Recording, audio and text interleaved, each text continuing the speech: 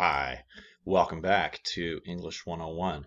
In this video, I just kind of wanted to give you an introduction to some of the materials you're going to be reading this week. Of course, because it's such a compressed course, there's lots of readings to do every week.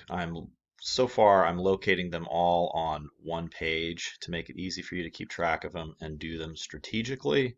That seems to me a better approach than having lots of individual pages in the modules devoted to readings. But let me know what you think about that.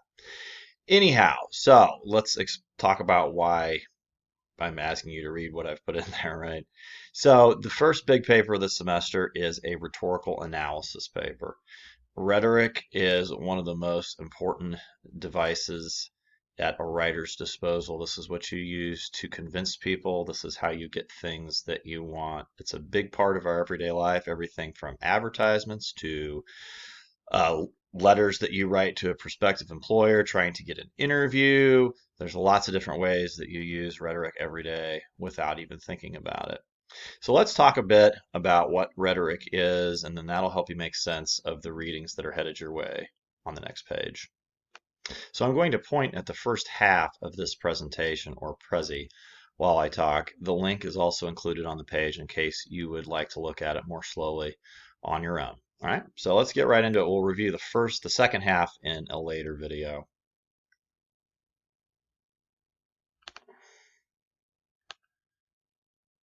Okay, so I always like to use this image when I talk about rhetoric because when you think about the civil rights movement, different students have different levels of knowledge about those historical events. But the one thing that most students know is that the role that Martin Luther King Jr. played, and one of the many roles that he played, was to offer a nonviolent approach to connecting with an audience, that being America, and encouraging them to take action on this problem, right? And if you're not going to use arms, weapons to change people's minds, what do you have? You have your words, right? And when you think about the March on Washington and the I Have a Dream speech, that is an important form of that's rhetoric. It's oral rhetoric, right? Rhetoric can come in many forms, as we'll see in a minute here, but that's just one of my favorite examples of it.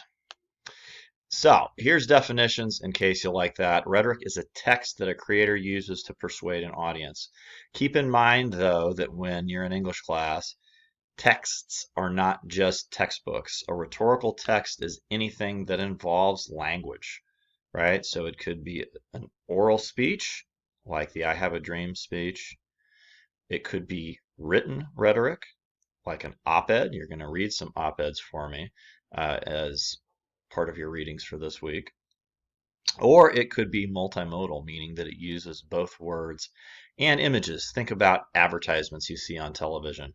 These are arguments designed to persuade you to buy the thing they're selling. They use both words and images to do that. Okay, so why do authors create these texts? They don't do it just to get paid.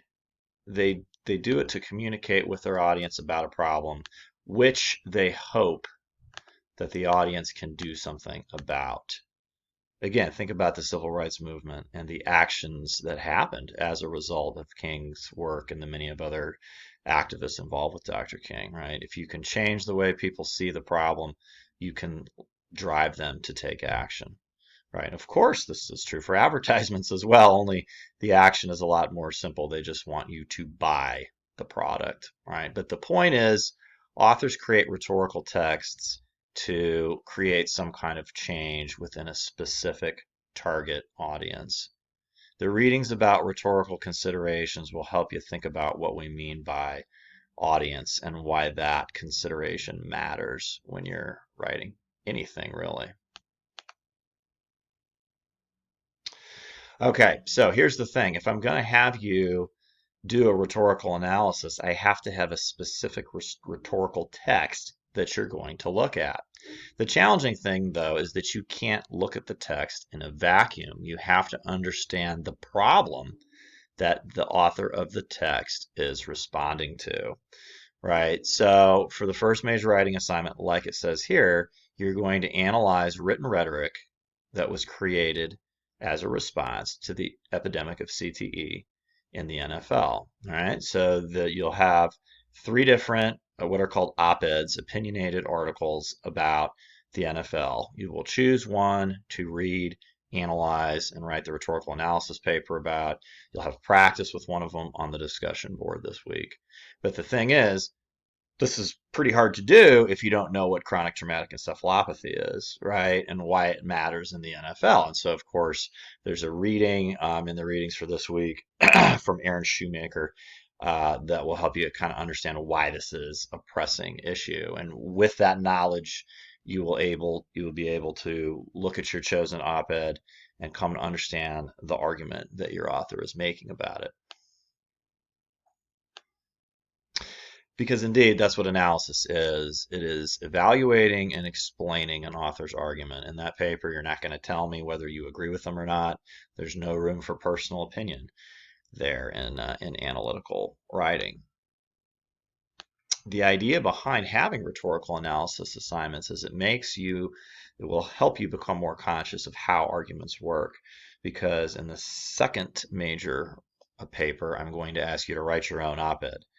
Not about football, we'll be on a different topic by then. But I have found that when you have a rhetorical analysis paper first that encourages students to think about how successful arguments work, they tend to fare better when they are asked to do their own opinionated writing down the road. I think that's about all I've got. A, because I like to keep the videos fairly short in the hopes that you will actually watch them.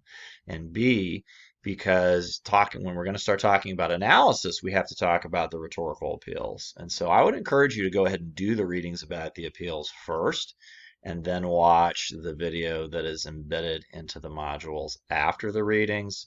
Do all that, then you look at the instructions for the rhetorical analysis paper, and it should make sense at that point, right? You should be ready to wade into the discussion board. Of course, as always, if you have questions, you have concerns, that's the beauty of videos. You can watch them again, number one.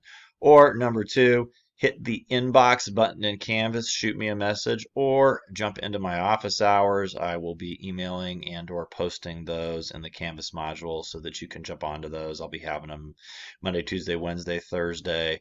Although times will vary, I'm shooting for at least 2 or 3 hours a day that you can pop in to ask questions or just chat. That's all I've got. Thanks for watching.